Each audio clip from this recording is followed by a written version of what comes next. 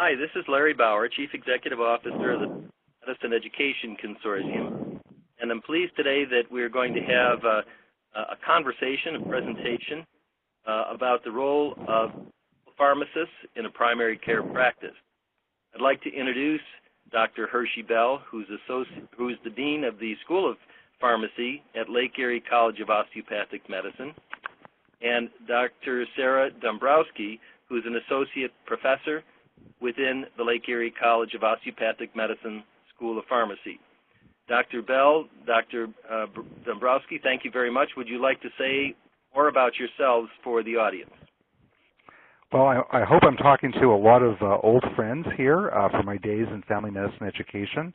I formerly had been the director at the Hunterdon Medical Center in Flemington, New Jersey, and then was off at Duke University, and have been with LECOM for the last 15 years, the last 7 or 8 of those years in the School of Pharmacy. And I am very much involved with interprofessional education at LECOM, and really what we're talking about today is what I see as the future of healthcare, which is the interdisciplinary interaction between primarily family physicians and pharmacists. And I'm Thank also you, Doctor. excited. Go ahead, Sarah. I'm also excited to join today too. My background is also in family medicine. I trained in a PGY2 in family medicine at the UPMC St. Margaret Family Medicine Program down in Pittsburgh, Pennsylvania. And then I've also, some of my background in billing, which is what we're going to be talking about today, has also come from a collaboration that I worked on between the American Pharmacists Association and the University of Pittsburgh on pharmacists in primary care.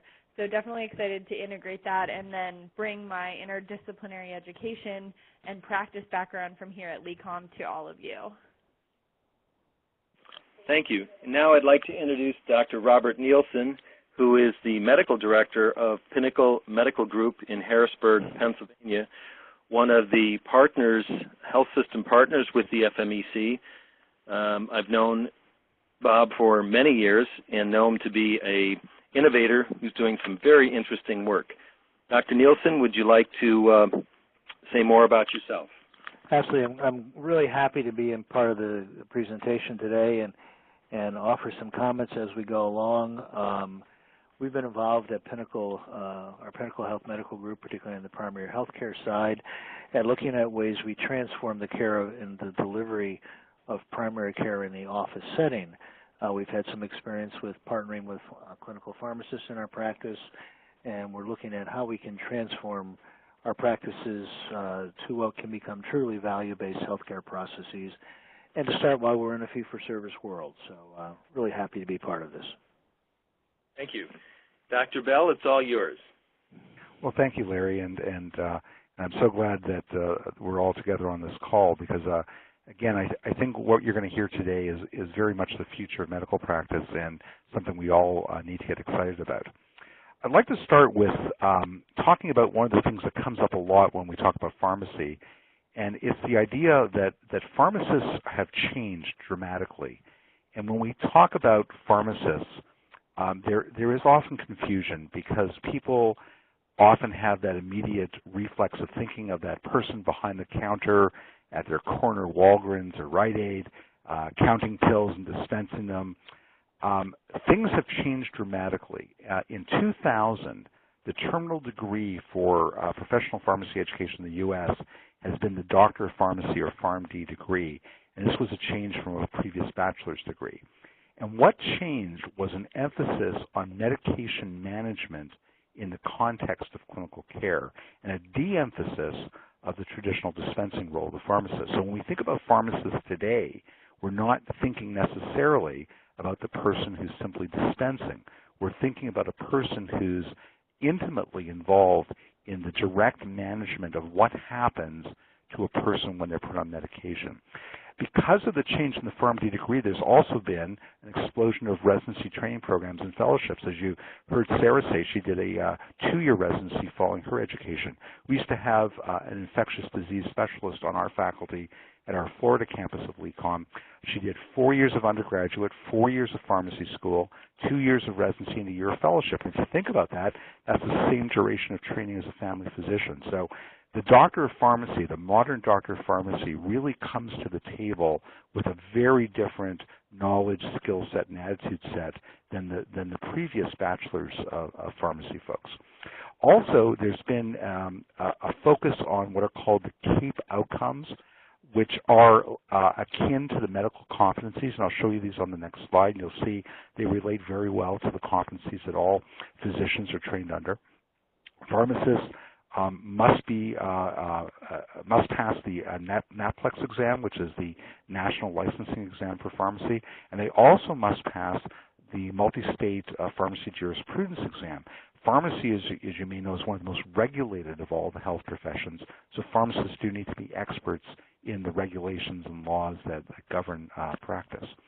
With respect to the CAPE outcomes, and actually I just want to go back one slide. I just want to make one point about the pictures on the slide. And if you notice, if you look at the pictures carefully, you know, one of the things I always fight with my own marketing people about is they want to put pictures of someone standing in front of a bunch of pill bottles dispensing medications. And I say, no, that's not the modern pharmacist. What you're looking at here are pictures of where the modern pharmacist does their work. And the complaint my marketing people had is, but Hershey, if I put these pictures on a brochure, they're going to think they're looking at doctors. And I say, precisely, they are doctors. They're doctors of pharmacy. And this is, again, one of the misconceptions, but we need to clear that up as we move forward into this new era of interprofessional collaboration. So I mentioned the CAPE outcomes. As you see the list here, you'll see words that look familiar to physicians: communicator, professional, self-aware, leader. But there are also things that are very unique to pharmacy. Manager, promoter relate to that whole idea of medication management. Educator and advocate are really about being there for the patient to help them navigate not just their medications, but the healthcare system.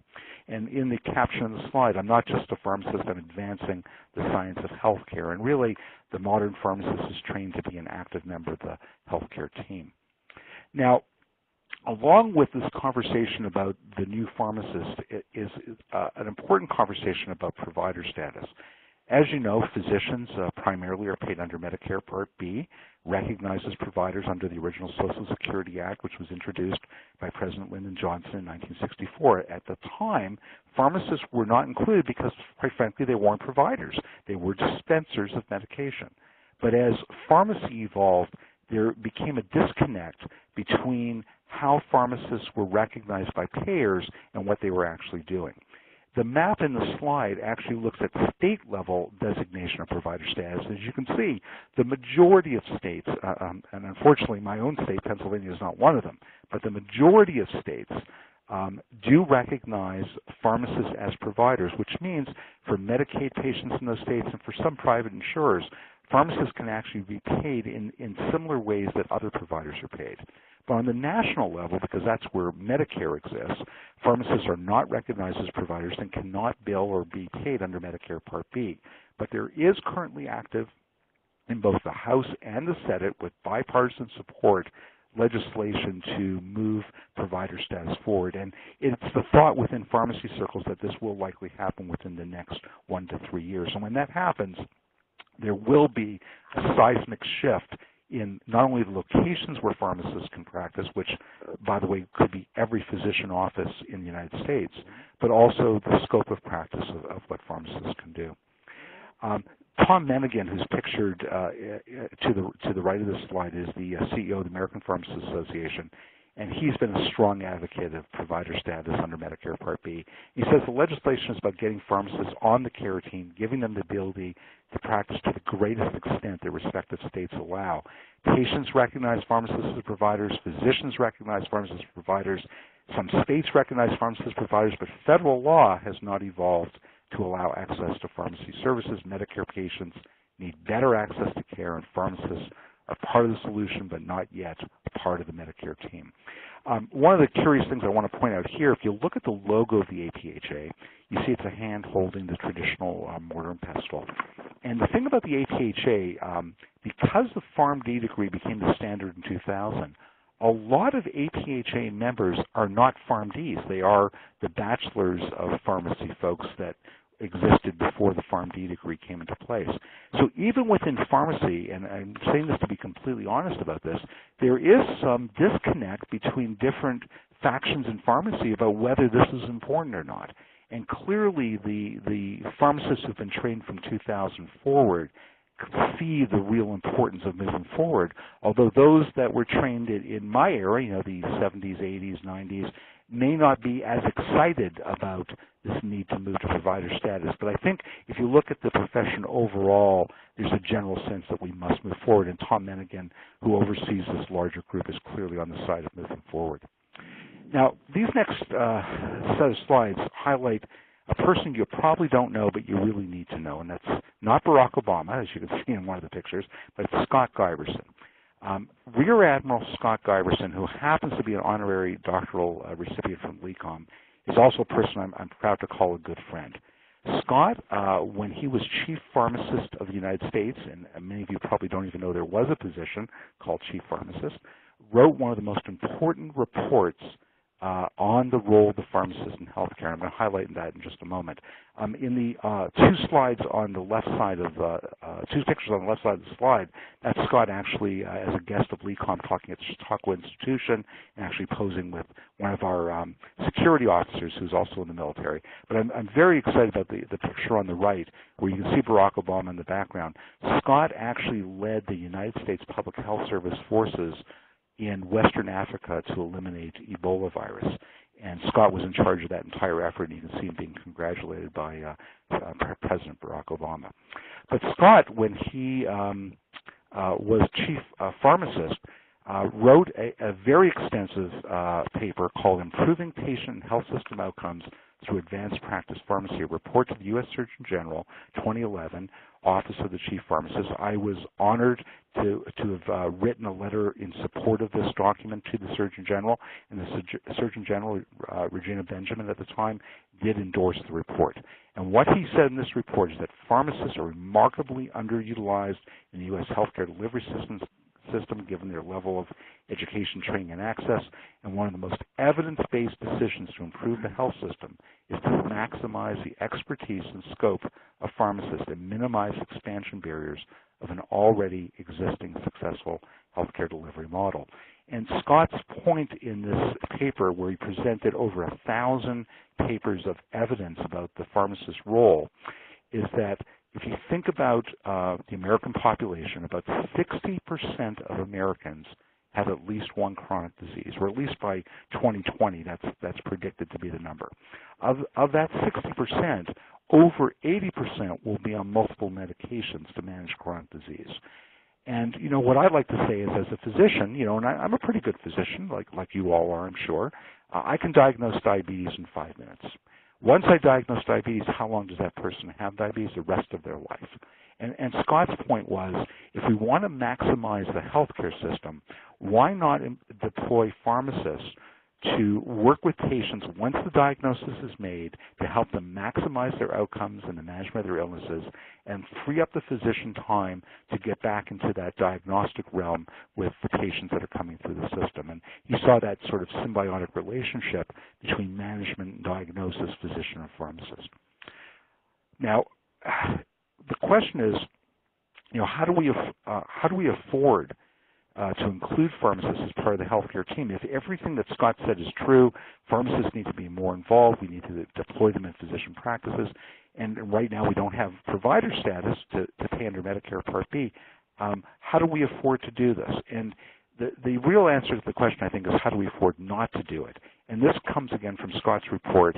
The evidence is overwhelming that we have improved outcomes in diabetes, hypertension, dyslipidemia, heart failure, and other chronic diseases when pharmacists are involved. Costs go down because there's decreased unnecessary unscheduled services and intervention. Overall quality improves when pharmacists are especially involved in interventions like immunizations and health promotion services. There have been a number of demonstration projects. The DTCC, which is the Diabetes 10 City Challenge, which was a nationwide employer-funded health management program that used pharmacist coaches to improve diabetes management, was an overwhelming success. The Asheville project, projects in Connecticut and Minnesota, where pharmacists were embedded in physician-directed healthcare, every one of them showed the outcomes listed in the slide. Altogether, again, as Scott highlighted in his report, over 1,000 studies to date. So it's really a problem if we don't involve pharmacists, but we've got to find payment methodologies. It used to be we could say, well, get a pharmacist involved because we can avoid costs. Like if you have good antibiotic stewardship in your hospital, you use antibiotics more wisely, and you won't spend, your costs will go down, so you're saving money. But now we're looking at, is there in fact direct reimbursable services? Now, there is something called Part D of Medicare, and under Part D, pharmacists can get paid, and they get paid through a process called medication therapy management. And in the graphic on this slide, you can see all the components. I won't go through them all of medication therapy management. But it's important to recognize that medication therapy management is a piece of the pie of what pharmacists can do. And really, Part D limits the pharmacist. It doesn't allow for the full expression of what pharmacists can offer. And then finally, before I turn this over to Sarah, just a month or two ago, the Community Pharmacy Foundation, which represents pharmacists who are in the Walgreens and the Walmarts and the Rite Aids and the CVSs and also in the private and more community-based pharmacies, came out with a report called Comprehensive Medication Management in Ambulatory Community Pharmacy. And they said that CMM is really becoming mainstream practice and is the future of pharmacy. So it's sort of a call to pharmacists in the community pharmacy saying, you need to change the way you think about doing your job. It's not about dispensing. It's about being involved in medication management. And they talk about differentiating, refining the role, developing collaborative practice agreements with physicians. So it may not be pharmacists actually in physician practices, but community pharmacists working collaboratively through agreements with physicians in their communities. We've got to recognize that the outcomes are better, the cost savings, the improved patient-clinician satisfaction. The evidence is clear. There really isn't a reason to study this any longer. We've got the proof. And especially as we move to risk, in 2019, 2020 with MACRA and MIPS and all the things that are changing, to not involve a pharmacist in the care of ongoing comprehensive medication management really could be at the detriment of the pay of the physician. Now, they also commented that physician buy-in is critically important, champions are important, and if we do this, what we're really saying is we want to maximize the training and skill of pharmacists and do it in collaboration with physicians. And before I turn over to Sarah, I want to end with this one important point that Scott Giberson talks about a lot. Now, you know that nurse practitioners and physician assistants can also be involved in many of the things we talk about, although their focus isn't as explicitly on medication as is the pharmacist.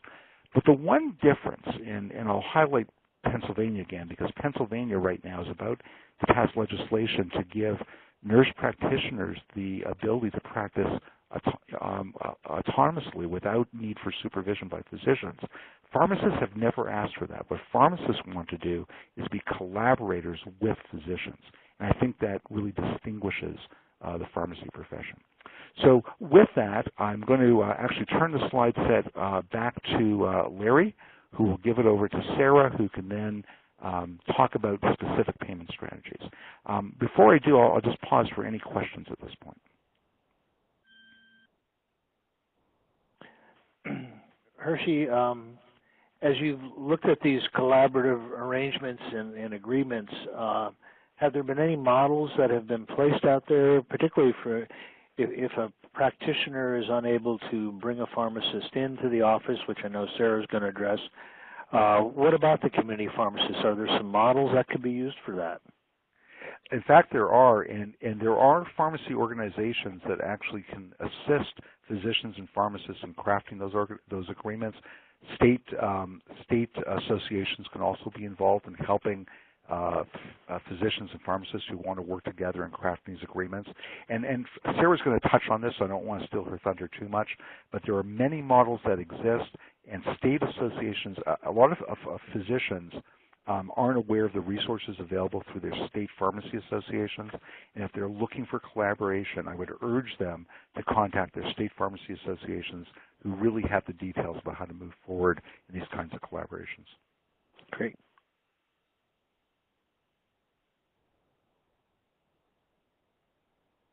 Okay, hearing no other questions, we'll move on to the next slide then.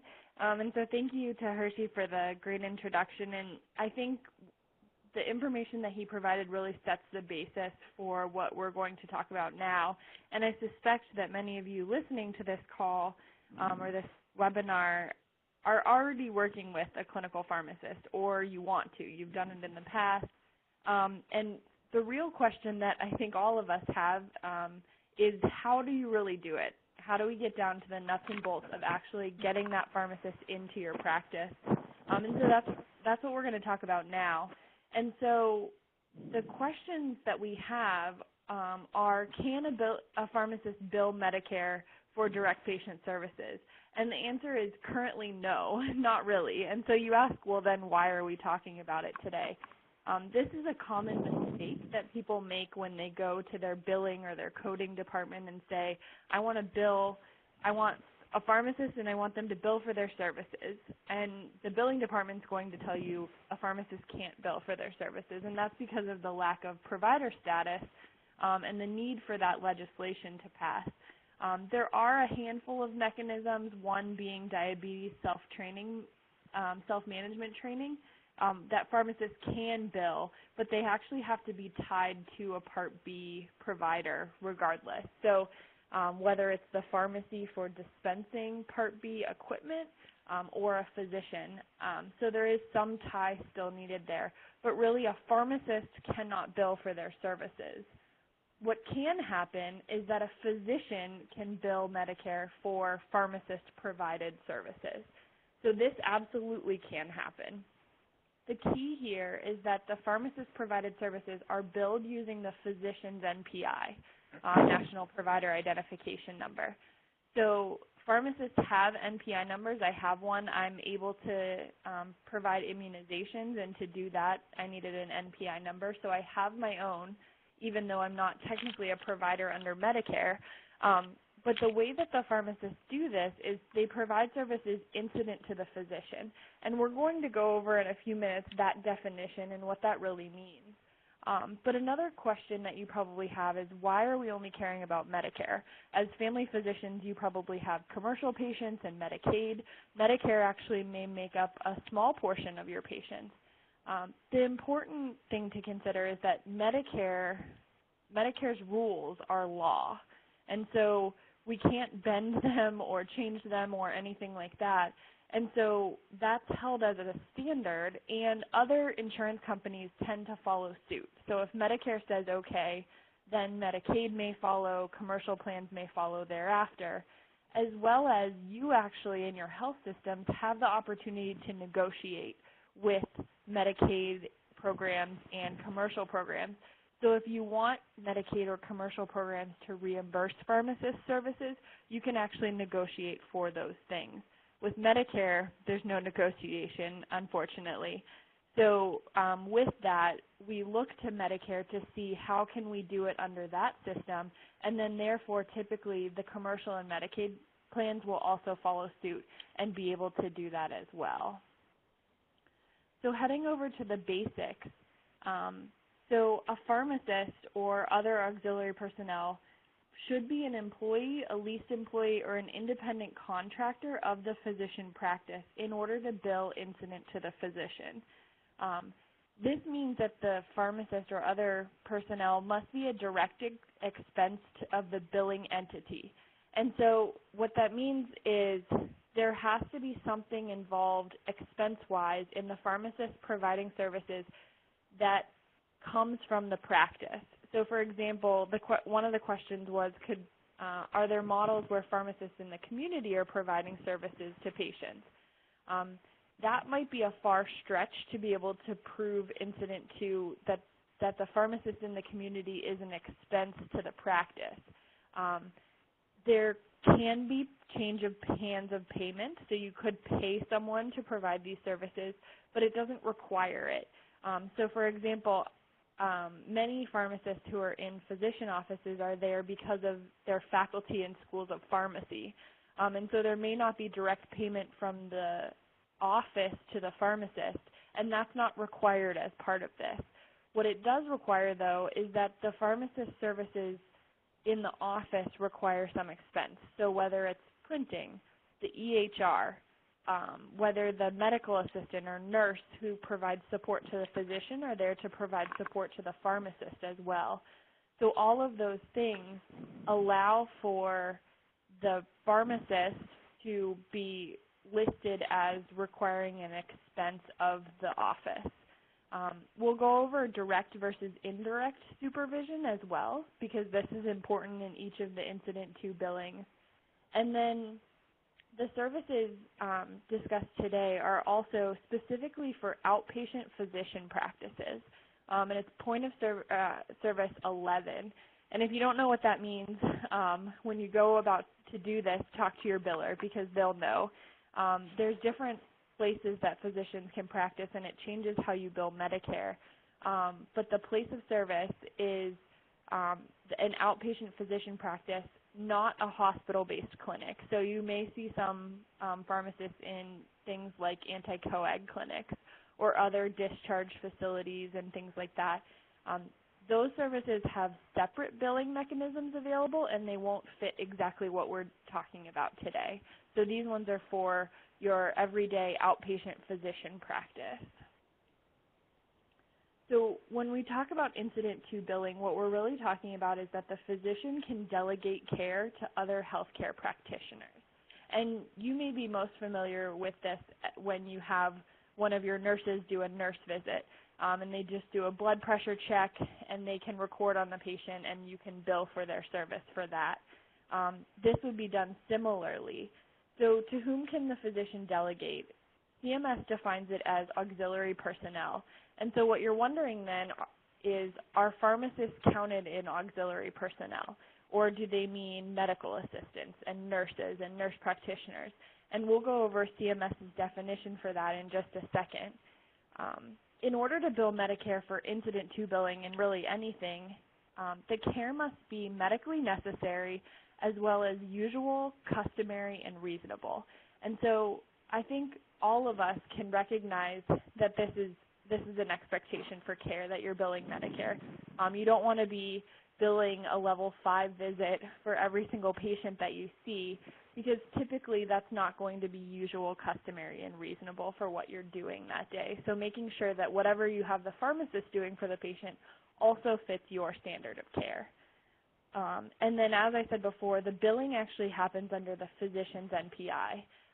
And per a CMS clarification that came out at the end of 2015, which was the 2016 final rule, they clarified that Incident 2 services can actually be billed and compensated at 100% the physician reimbursement. And so that's important as well, because when you're considering delegating to a nurse practitioner or PA, those services are billed at an 85% the physician rate, whereas using this Incident 2 billing with a pharmacist, you can actually bill at 100%.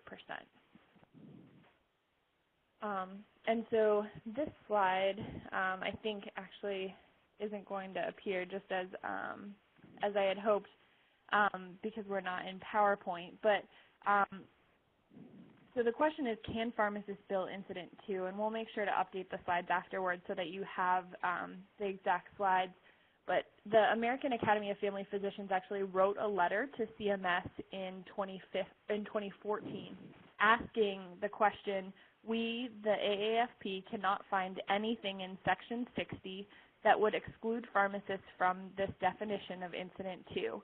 Accordingly, we are inclined to think that physicians may bill Medicare for a Part B covered service provided by a pharmacist in the practice as long as all of the Incident 2 rules are otherwise met.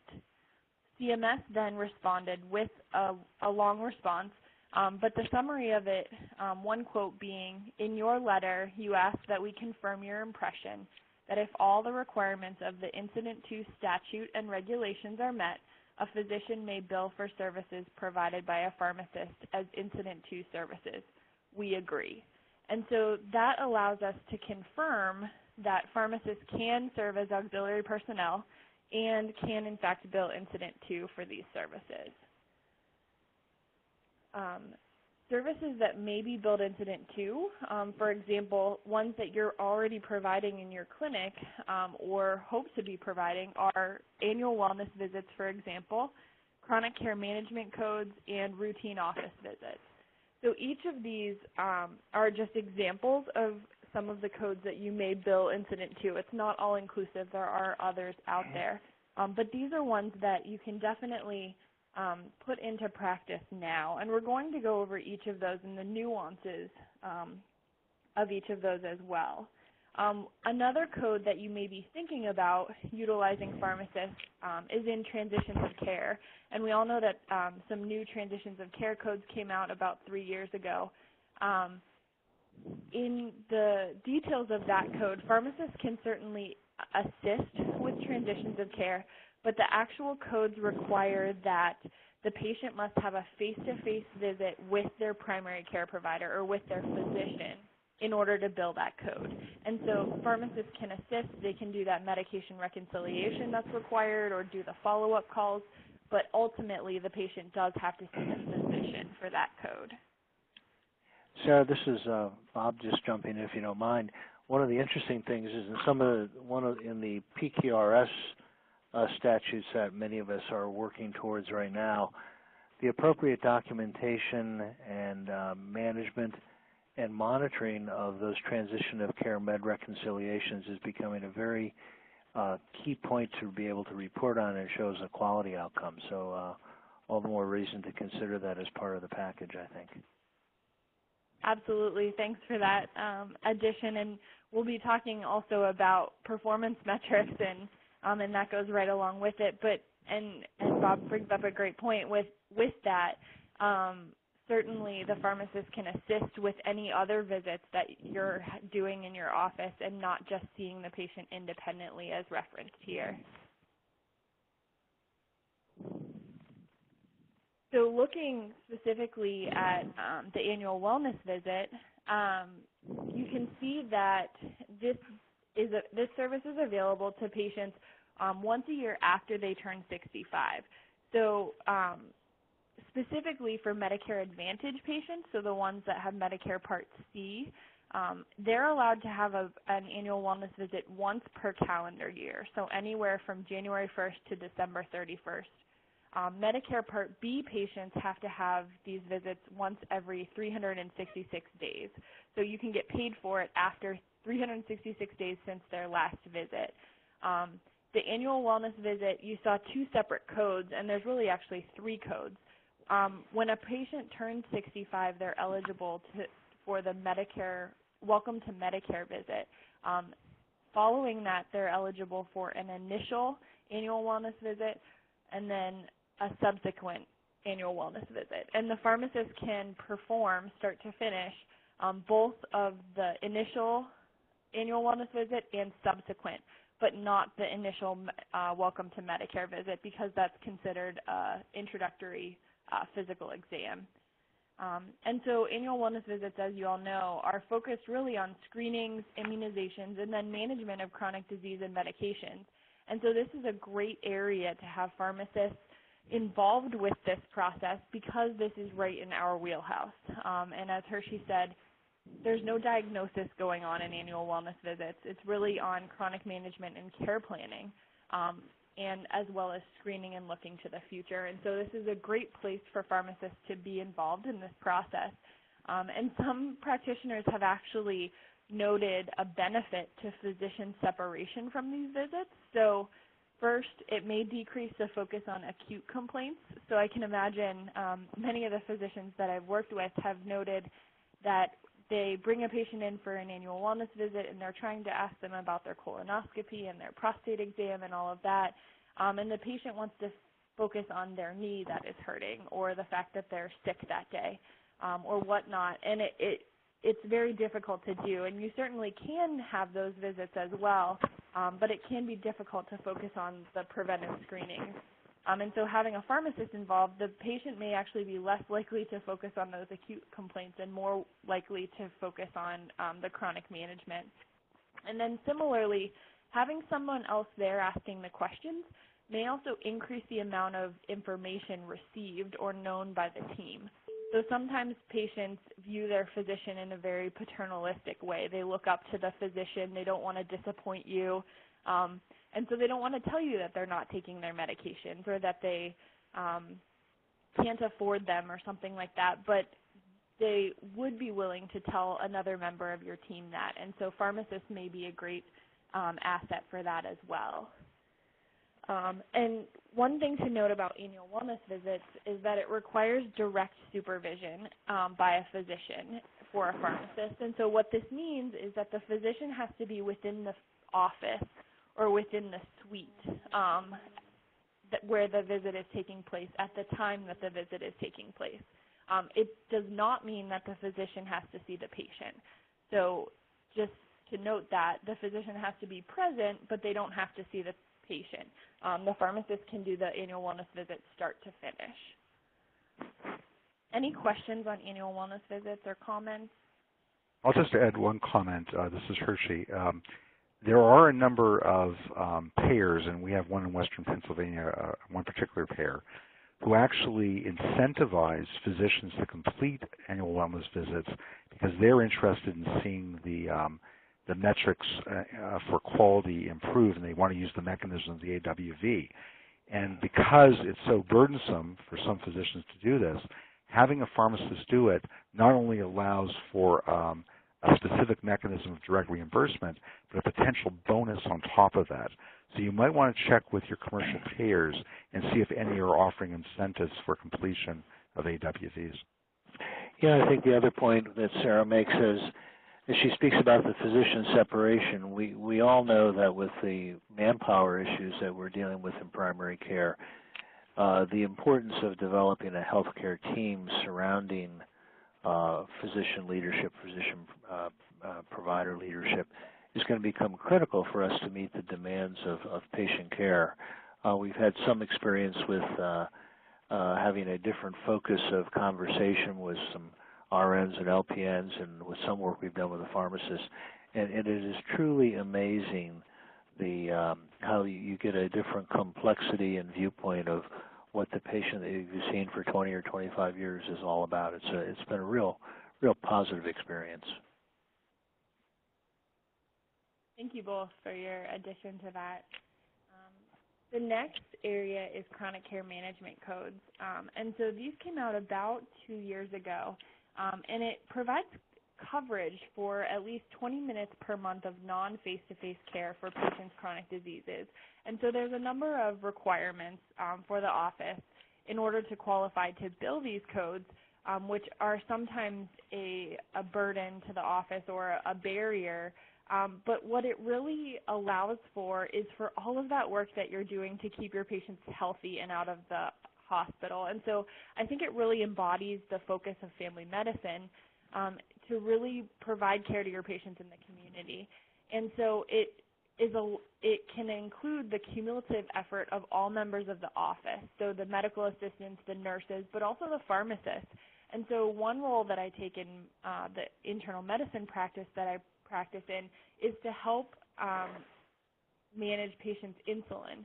And so you all know you see your diabetes patients every 3 months, for example. And so if you adjust their insulin every 3 months, it's going to take you about 40 years to get to their A1C goal. But what can happen is often in between visits, we'll actually call the patients, get their blood sugar logs, and adjust insulin in between their visits so that when they see you again in 3 months when they're in the office, they are controlled. Right now, as you know, you have to see a patient to bill for a patient. But with the advent of these codes, you can actually manage the insulin yourself or anticoagulation, for example, or just field all of those questions, or someone in your office can, and you can get paid for that. The caveats to using this, so the patient actually has to be enrolled and consented to this process, and they will have to pay a copay, which can be burdensome to some patients. It's about $7 to $10 per month, I believe, but you'll have to check with your specific area. And so that can be prohibitive to some patients. But if you sell it right to your patients and tell them how much more availability you'll have for their concerns, they should be on board. And it's a great area to have your pharmacist involved as well. One thing to note is it cannot be billed in the same month as a transition of care code. So if the patient's released from the hospital or skilled nursing or something like that, the idea is in chronic care management, you are managing transitions of care. So see in your office which code better applies for what you're going to bill that month for the patient, but then you could go back and bill a CCM code for them the following month. And then, as I said, there's a number of requirements for the office. So it requires 24-hour access to care. All healthcare information must be electronic. You can't fax anything, which is a strange requirement for them to have. And there's other requirements as well. As expected, because this is a non-face-to-face and it's expected to happen at all hours of the day, it requires indirect supervision. So the physician has to be available to contact, but does not have to be present in the same location as the pharmacist or other personnel when they are providing care to the patient. Any questions or comments on chronic care management codes? It's a great opportunity, Sarah, also to develop some of the expertise within the office. If we have a pharmacist who's involved with helping with the in-between chronic care management and adjusting insulin doses, et cetera, being aggressive in their lipid management, it really helps the rest of the office to grow and continue to have an educational experience that allows them to be more proficient in their roles also. It's a win-win across for the whole system, I think. Great point. Thank you for that. And then additionally, routine office visits. So your 99211 to 99215 codes are ideal for the management of chronic diseases. So as Hershey said, as physicians, you're trained in diagnosis and management of diseases. As pharmacists, we're trained in medications, and we all know that medications are the most effective and most efficient ways to treat chronic disease in most states, in most cases. And so what it does is it frees up the physician to see your more complex cases and your acute patients. So the patients that call up in the morning and say, I'm sick, but you have a full schedule. And so by bringing a pharmacist into the team, the pharmacist can help with monitoring those lab values for the chronic diseases and managing those medications related to chronic diseases. And you can bill them just as if the physician was seeing them as well. As stated also in the CMS final rule clarification, pharmacists can provide care at all 5 levels of billing if it's appropriate for the care provided and supported by documentation. So again, think that usual, customary, and reasonable. And again, that the documentation matches what the pharmacist is doing. For example, one way that you could do this is in a team-based care model where the physician first diagnoses the patient and subsequently follows up periodically. So maybe you see the patient every 6 months or 12 months if they're not as acutely ill. The pharmacist could then provide medication management related to the chronic disease and preventive care such as immunizations in between those visits. So for example, with type 2 diabetes, you diagnose the patient, you follow up with the patient every 6 months or maybe even every 3 months, and then the pharmacist could follow up with the patient in the office every 1 month during insulin titration and then every 3 months thereafter, for example. There's a number of areas that this could work. For thinking also about the quality metrics, keeping your CHF patients or COPD out of the hospital with readmissions, a lot of that is making sure they're using their medications correctly. So it would be great to bring them into the office and have them follow up with the pharmacist in between. Another area that you could consider is with all of the focus on opioids, again, have the pharmacist involved in management with your patients on opioids as well. This does require direct supervision, so the physician has to be in the office building, in the suite with the pharmacist, but not in the room necessarily. And you have to have a reason for the referral or for the visit. And that is a disease state. So medication non-adherence or polypharmacy, we don't have ICD-10 codes for that. Despite all of the ones that there aren't these, and those are not considered acceptable reasons for referral by Medicare. So if they're non-adherent to their diabetes medications, you would refer them to the pharmacist for diabetes specifically. Any questions on using these codes? Sarah, we've had some real success. The opioid reduction program you mentioned at our Pinnacle Health Medical Group, we've had a clinical pharmacist who's taken the lead at that, work with our physicians, develop resource material, help with developing referral sources. And in a course, and we cover about 220,000 covered lives, and in a period in which we grew our practice sites by about 20%, we've had a 75% reduction in opioid prescription, and it was truly a pure clinical pharmacist-led program. Just outstanding results, and it's the kind of thing that you can do if you're looking at quality initiatives and how you can improve the care and the outcomes to your patient panel, and really should not be overlooked. Great. That's very exciting news to hear about with the opioid reduction program, and certainly one that we'd all love to put in place. And so what we've brought up a couple times is quality, quality, quality. And we all know that Medicare is really shifting their focus from fee-for-service to pay-for-performance. And I think we see a little bit more of it each year, and we will continue to see that. But some of the opportunities that currently exist for pay-for-performance are the CMS star ratings, and this is with your Medicare Advantage plans, so those Part C plans. There's 15 items for which the CMS, that should be CMS rates Medicare Part D plans on, and Medicare Part C plans. 5 of those are specifically related to medications, and they make up almost 50% of the total score, and you can see those at the right. So high-risk medication use, so that's like, for example, having your elderly patients on benzodiazepines or first-generation antihistamines. Medication adherence for diabetes and hypertension and cholesterol medications, and then MTM program completion rate for CMRs, and those are the MTM visits that Hershey had spoken about initially. But so in a practice, it's very difficult to control the adherence rates for your patients, and I can imagine that it can be very frustrating for you to see that you at your practice level are being scored on this. And so part of having a pharmacist, part of what we do in the office is assess for adherence and then try and reinforce it. And so that's one area that pharmacists can certainly help in your pay-for-performance measures. Additionally, the NCQA HEDIS measures are another example, and I have some examples of those here that you're measured on. So antidepressant medication management, hemoglobin A1C control, controlling blood pressure, HPV vaccination, immunization for adolescents. All of these are medication and immunization related, and as pharmacists, we study this. We really know this and can help with your patients and help you manage your patients so that you do get paid for these quality metrics.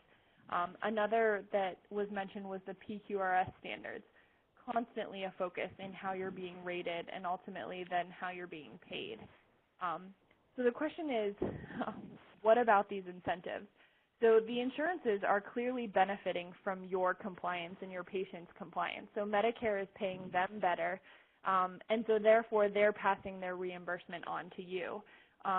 It leads to increased reimbursement from Medicare to the plans, but also then the 5-star plans are able to have year-long enrollment versus just enrolling in the fall, as we typically know for Medicare plans. And as we said, the insurance companies are then willing to pass incentives off to the physicians.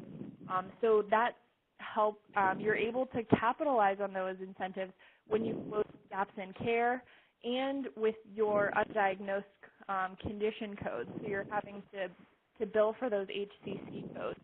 for patients to make sure that you're getting your multipliers, and then that also that the insurance companies are getting those multipliers on your visits as well from Medicare in billing for the patients and taking care of that patient population. So both opportunities in fee-for-service and pay-for-performance. And so at this time, I really want to open it up for questions and some more discussion because I feel like that would be really beneficial.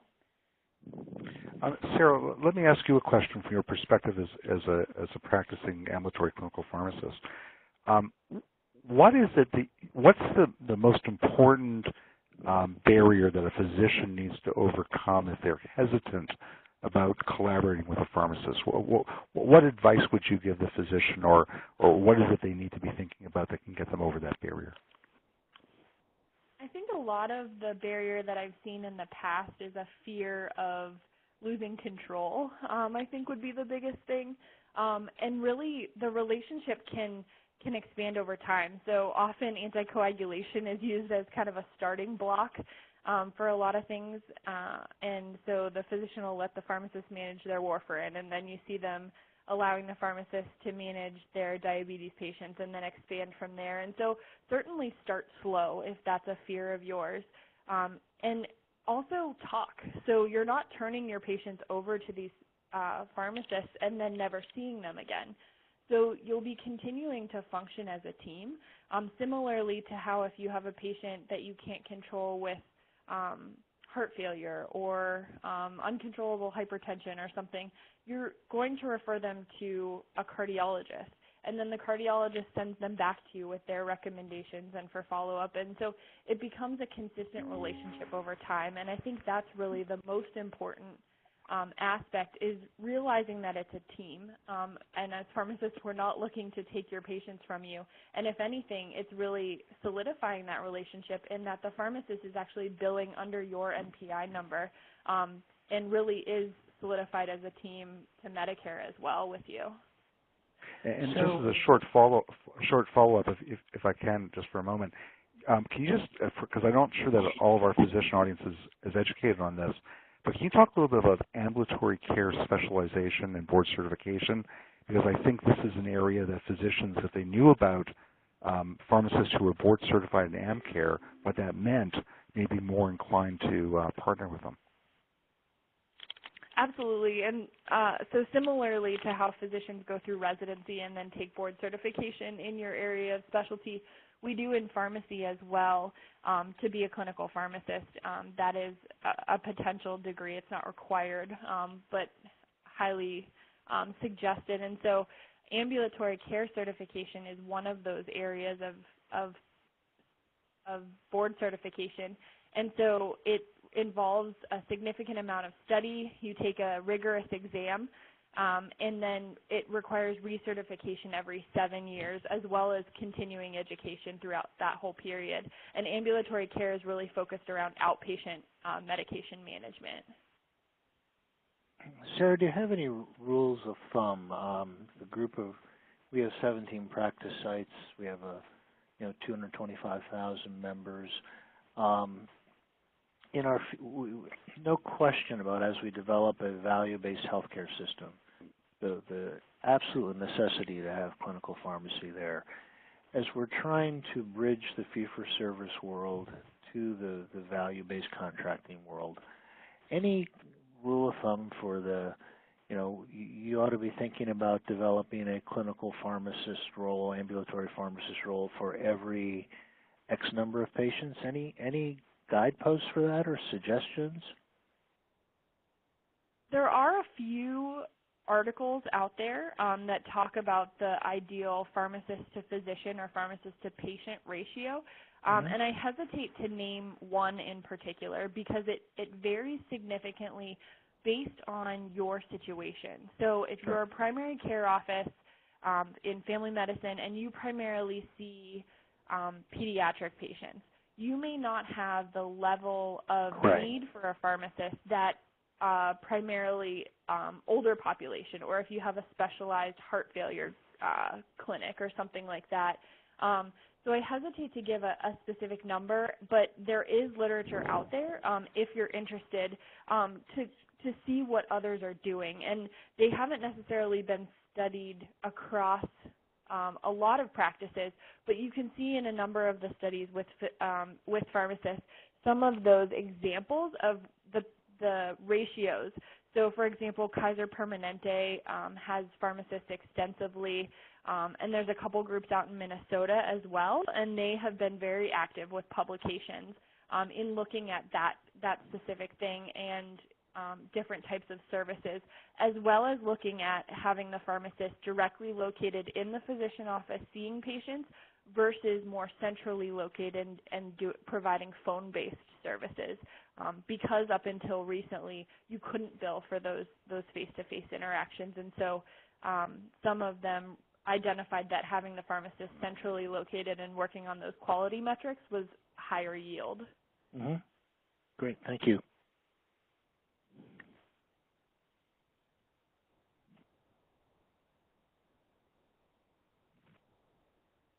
So this is Larry Bauer stepping in.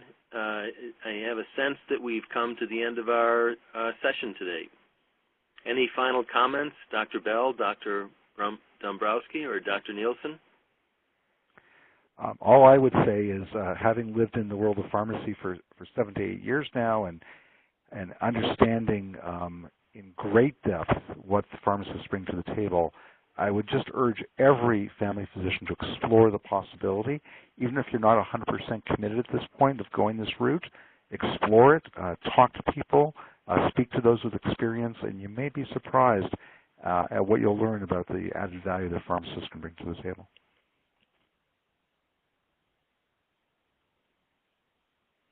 I think that's a great summation point.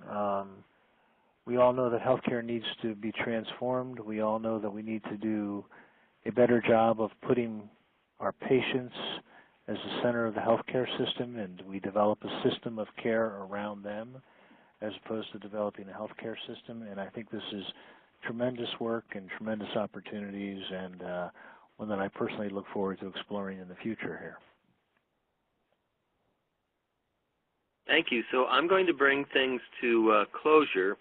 On the final slide is an email address for Dr. Bell and also one for Dr. Dombrowski if the listeners would like to contact them directly, or if you have a question and you would like to speak to them and don't have access to that, you can contact me at Lawrence, L-A-U-R-E-N-C-E .Bauer, B as in brother, A-U-E-R, at FMEC, Frank, Mary, Edward, Charles, .net.